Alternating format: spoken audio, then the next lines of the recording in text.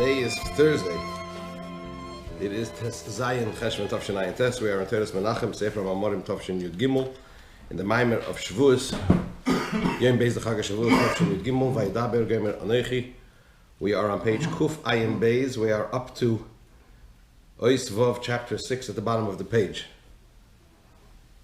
Before we go on, I want to address the question that Harris touched upon in the last shiur about the birur of Torah, the birur of mitzvahs. What's it all about? So there's a sikh of the Rebbe. It is from Shabbos Parshas Bahar B'Chukosai, Mevorchem Achodesh Sivan Tavshin Yud Gimel, 1953. It's published in Teres Menachem, his Vadius, Tavshin Yud Gimel, Chelik Sheni, page 176 to 171. I'm sorry, 171 to 176. And the Rebbe there addresses a Mishnah, a very famous Mishnah that we say every day in davening, multiple times. Yihiratzim l'fanecha, Hashem Elokeinu v'Elokei Aviseinu, sheyibana beis hamikdash b'mheira b'yomeinu v'sein chalkeinu b'seirasecha. We say it before Hoidu, we say it at the end of Shemon Esrei, right? It's a Mishnah in Pirkei Avos. In Pirkei Avos, chapter 5. Now, if you think about this Mishnah, what's this? We're asking Hashem, okay, it's a nice prayer, it's an important prayer. We're asking Hashem that the Beis Hamikdash, the Holy Temple, should be rebuilt, and He should give us our share, our part in the Torah. First of all, what's the connection between the two? They're both very important things, but what's the connection? Right? The contextual connection. Second of all, what does it mean, give us our part in the Torah? So the Rebbe begins by explaining as follows. I'm just going to read you, I'm going to translate the Sikha into English, because the Rebbe basically gives a very good overview and summary of the whole idea of Avodas HaBirurim, what we do when we learn Torah, what we do when we fulfill mitzvahs, what we do when we daven. Or rather, Torah and mitzvahs, and similarly, I guess, in our mind, we learn about it's not Likutei Sichos. This is an unedited, I believe it's unedited, but it's a transcription of what the Rebbe said at that Fabrengen of Shabbos Parshas Bahar B'Chukosai in 1953. So the Rebbe says like this. First of all, what's the idea of V'sein chalkeinu b'seirasecha? Give us our share in the Torah, in your Torah. Amen.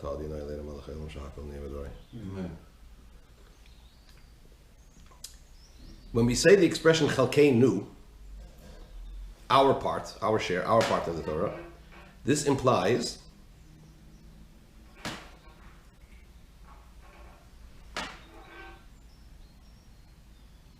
the Rebbe defines chalkeinu meaning give us our part of the world which you have designated for us, which is connected to your Torah. In other words, every individual has his part of the world that one needs to be mevarer, one needs to refine.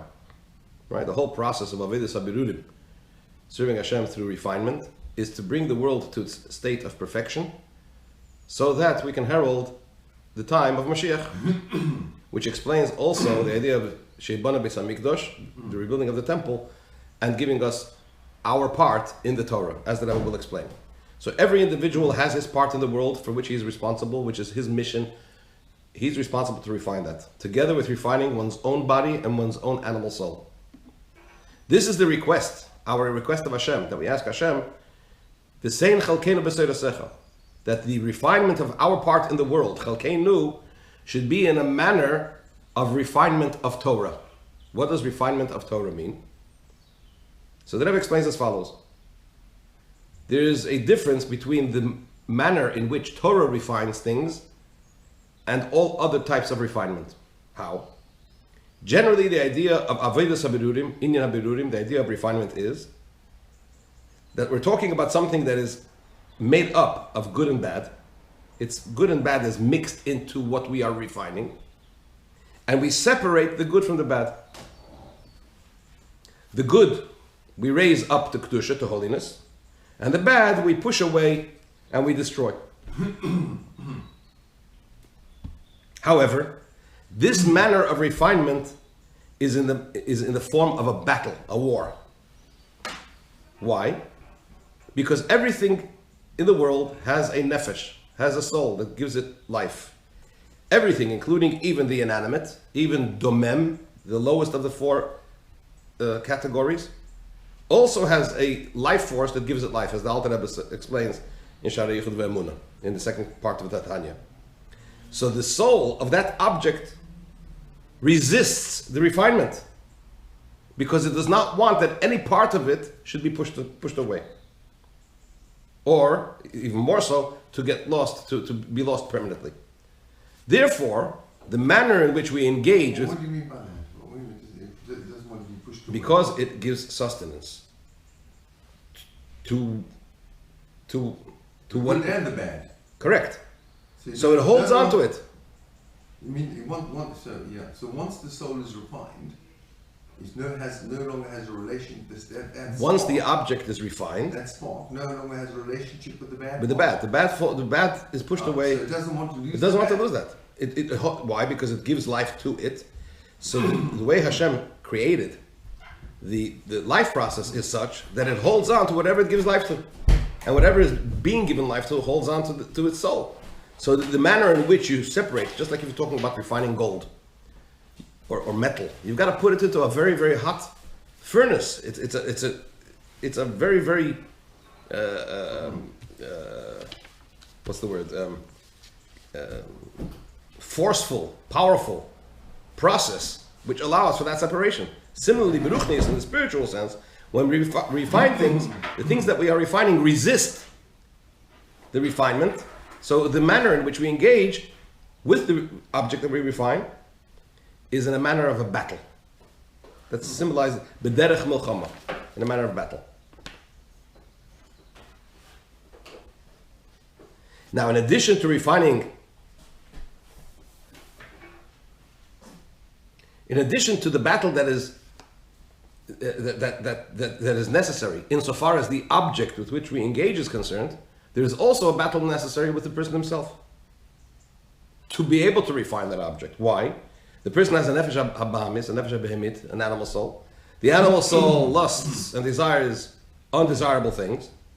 So to engage in something desirable, to refine something, and to lift it to kedusha, the holiness, there is a battle also required within the person himself. So the battle is on two fronts, so to speak, with the person himself and with the object or the thing that we are engaging with to refine. And they are actually dependent one on the other. If a person had the wherewithal to effect refinement and purification of his own animal soul, he would not have to battle with the object with which he is refining. The Gemara says that only a tzaddik gomer, only a complete tzaddik, is allowed to antagonize a rasha, the wicked, because being that he is a tzaddik gomer, a complete tzaddik, no bad can grab hold of him in any way. But if one is at any lesser level, one cannot antagonize a rasha, cannot engage with the negative in any way, because through that process of engagement, being that the person is not whole and complete in himself, the negative might grab hold of that individual.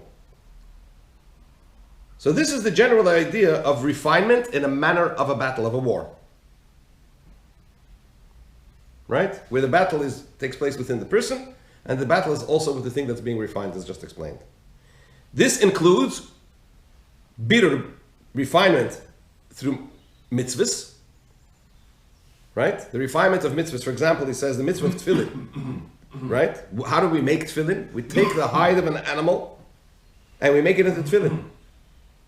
Now the hide of the animal has to be worked in order for it to be made good and fit for tefillin. And there are a number of laws that are connected. For example, the tanning of the hide needs to be done lishma, for the purpose of tefillin.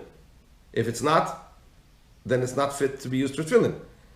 And so on. In other words, there is an effort, in other words, a battle required to transform the physical object in order for it to be fit to be put on tefillin, to make tefillin out of it. So that you shouldn't use this hide for anything else, and that no other things should interfere with the process. For example, there should be no ulterior motives. It has to be done lishma, l'shem mitzvahs tefillin, and so on. In other words, it's not an easy process. There are things required. There's an effort required. In other words, the idea of battle. So mitzvahs is included in the general category of birur b'derech milchama. Right? The Rebbe doesn't mention it here, I don't think. We'll see later on. But also, tefillah is also b'derech milchama. Right? The birur of tefillah. As we say, sha'as sleisa, sha'as milchamta. Right? That the time of prayer is the time of battle. We're battling with nefesh habamis. That's the whole idea of the Pesukei de Zimra. Pesukei de Zimra means the verses of song. But Zimra also means lezamer aritzim, to cut down the thorns and the weeds. Right? It's the time we're battling with the nefesh habamis to disengage from it and to lift ourselves and to kedusha, to be in the mode of connecting to Hashem. So mitzvahs is birur b'derech milchama, and similarly tefillah is also birur b'derech milchama. What is the birur of Torah? The birur of Torah, the refinement that takes place through Torah, is not in a manner of a battle, of a war.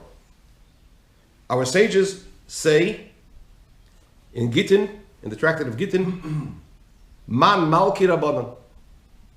Who are kings? Rabbanan, the Chachamim. Talmid the Chachamim are considered kings.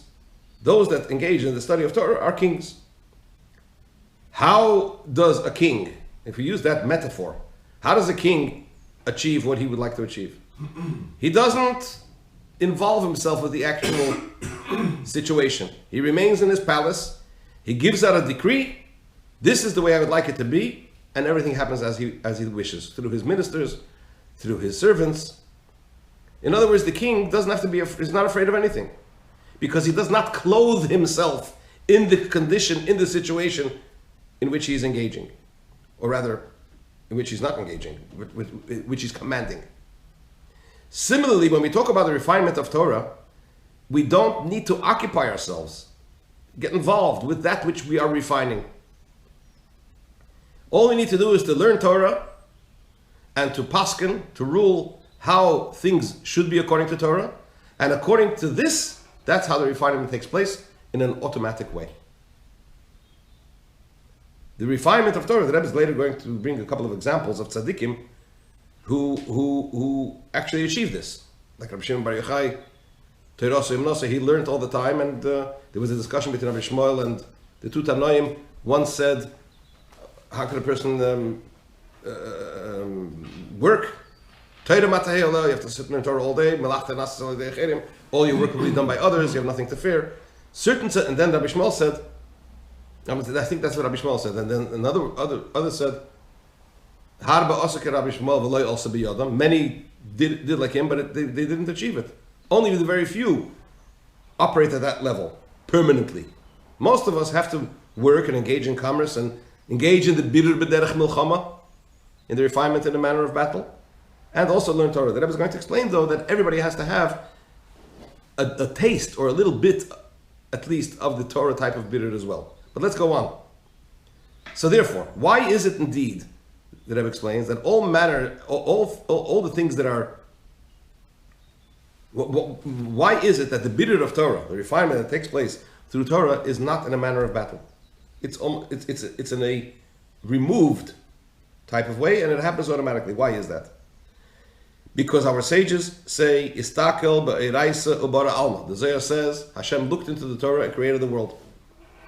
Or another expression in Bereshis Rabbah, another quote, HaTorah in Meres, the Torah says, Ani hayisik le'em nasu shel HaKadosh Baruch Hu. I were the tools with which Hashem created the world. Meaning to say that the Torah is the method, the means through which Hashem created the world. So since all matters, everything in the world is created and happens through Torah, right? And the meaning of this is, says the Rebbe, not only in the 6 days of creation was the world created through Torah, but all detailed events, every aspect of the world that happened from the beginning of time and that are going to happen until the end of time,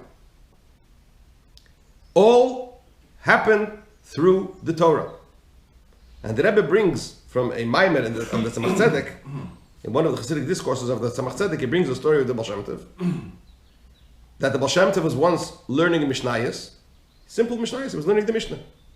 And he was interpreting the Mishnah in a manner of relating events that are going to happen in the physical world.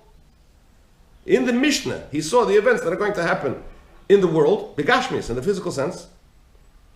And that's the way he was interpreting the Mishnah.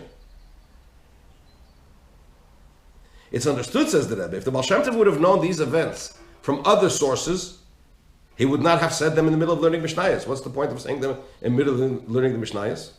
Studying the Mishnayos. So we must say, says the Rebbe, that he knew these things specifically from looking into the Mishnayos, and he saw those events happening in the world. How they're hinting on events to happen. Why is that indeed? Because everything that happens in the world, whether it was previously or now or in the future, all happens from the Torah. They stem from the Torah. It's just that the Baal Shem Tov was studying the Mishnah at the level as Torah is the tool through which Hashem creates the world. So therefore, from the Mishnah, he knew the events that are going to happen. Someone that's not at that level will know nothing because he doesn't see it. So what do we see? We see from here that Torah is responsible for the events that happen in the world. Not only the time of creation, but every time, permanently, eternally. And in this sense, it's also, he says, that it's not like an architect. We know that the Torah are the blueprints of the world, right? The Rebbe says, however, there's a difference between physical blueprints of an architect and the blueprints that the Torah is relative to Hashem in terms of creating the world, right?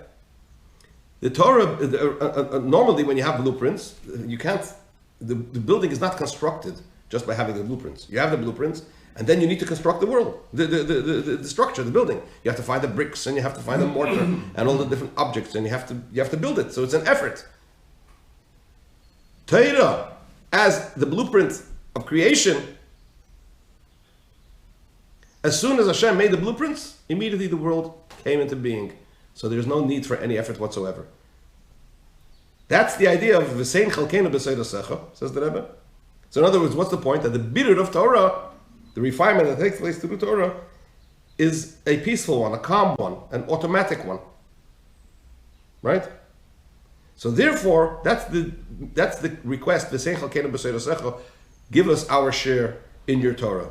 Please, we ask Hashem, that the refinement of our part the part that you've designated for us, of the world, for us to refine, and the refinement of our soul, the refinement of our body should be in a manner of b'seidosecha, v'sein chalkeinu, may it be your will, that the manner in which we perform our birur should be in a manner of b'seidosecha, in a calm manner, without any battles, as the birur of Torah is.